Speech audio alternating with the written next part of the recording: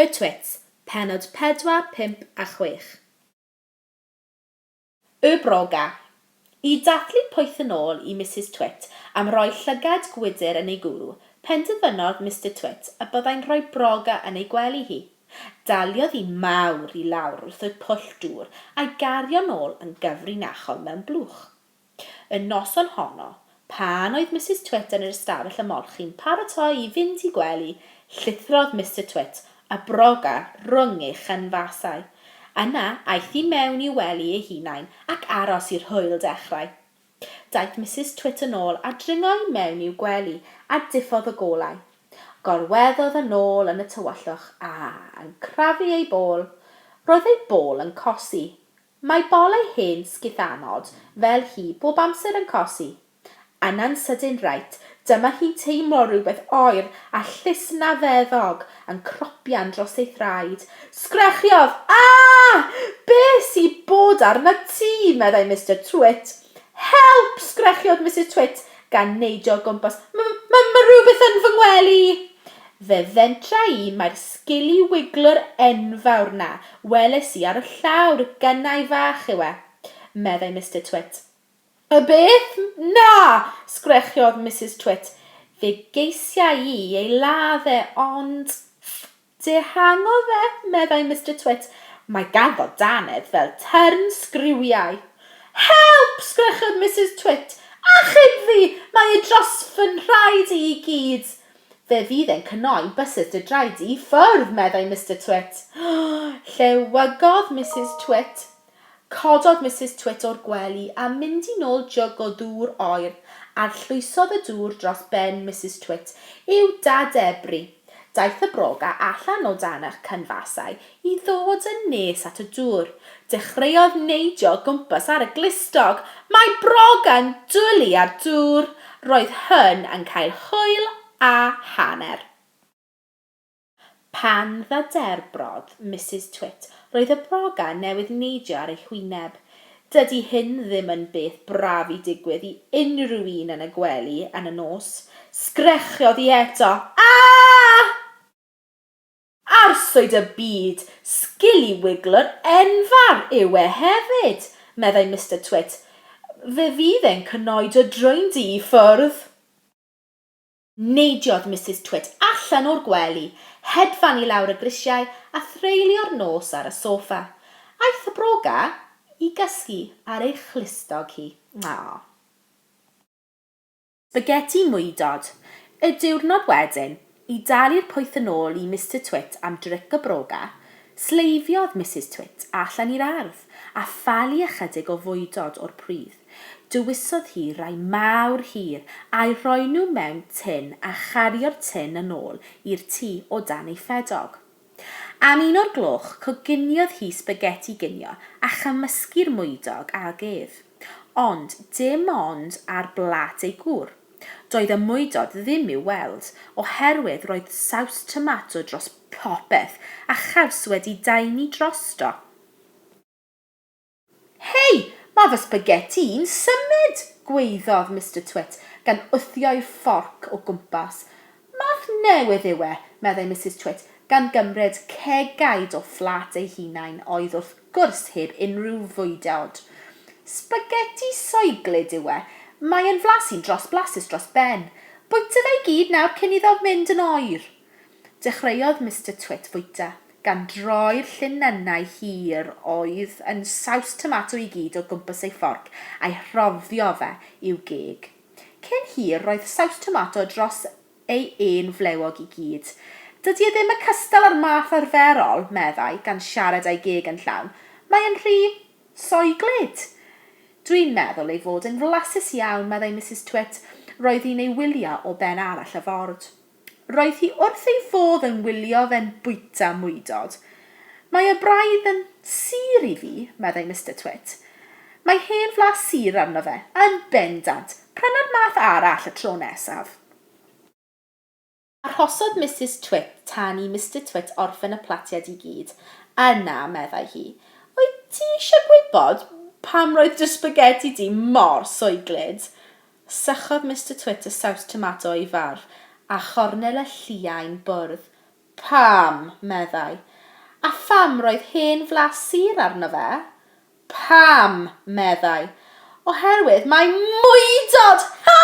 Oedd e, gweiddodd Mrs Twit, gan giro'i dwyla a chirau thraed ar y llawr a hollti ei bol yn chwerthin, ha ha!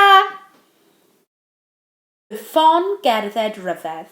I dalu'r pwyth yn ôl i Mrs Twit am y mwydod yn ei spaghetti, meddyliodd Mr Twit am dric hyndod o glyfar a chas. Un noson, pan oedd yr hen wraig yn cysgu, sleifiodd allan o'r gwely a mynd â'i ffon gerdded hi i lawr y grisiau i'w shed weithio.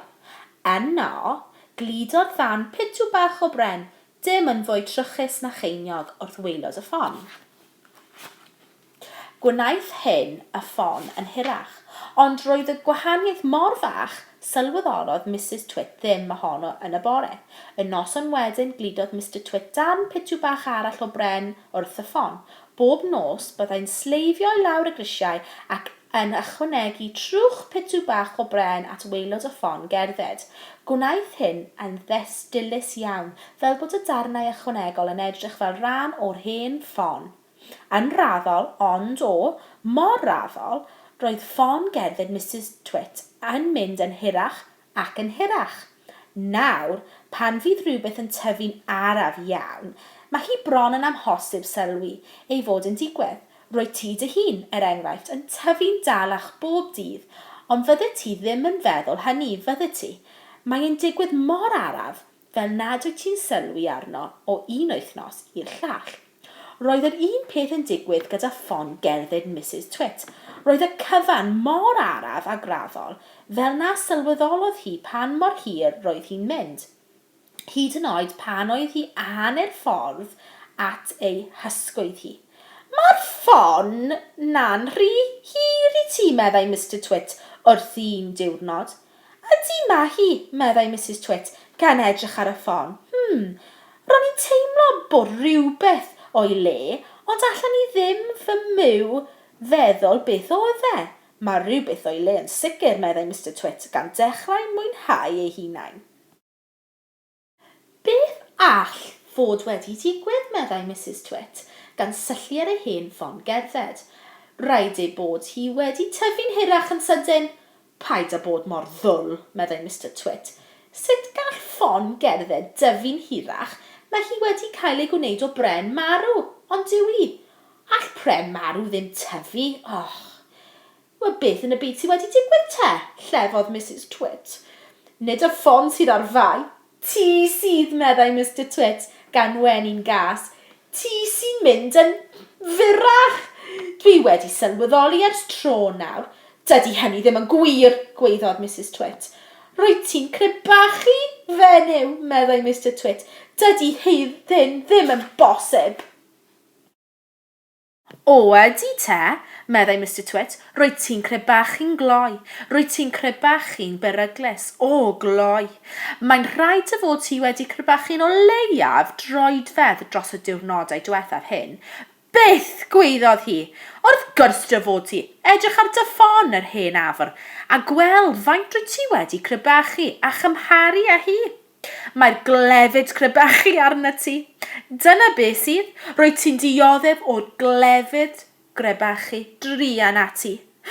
Dechreuodd Mrs Twit crynu cymaint nes bod yn rhaid iddi eistedd.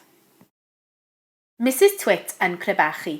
Cyn gynteg ag yr eisteddodd Mrs Twit, pwyntiodd Mr Twit ati a gweiddi. Dyna ti, roedd ti'n eistedd yn dy hen gadair ac roedd ti wedi crebachu cymaint fel nad yw dy draed i'n cyffwrdd ar llawr. Hyd yn oed! Edrychodd Mrs Twit i lawr ar ei thraed ac yn wir roedd y dyn yn dweud y gwir. Doedd ei thraed ddim yn cyffwrdd ar llawr. Roedd Mr Twit, roedd ti'n gweld, wedi bod ar un mor glefad gyda'r gadair ac y buoedd a gyda'r ffon gerdded. Bob nos, pan oedd e wedi mynd i lawr y grisiau a glidio darn bach ychwanegol wrth y ffon, roedd e wedi gwneud yr un fath i bedair coes cadair Mrs Twit.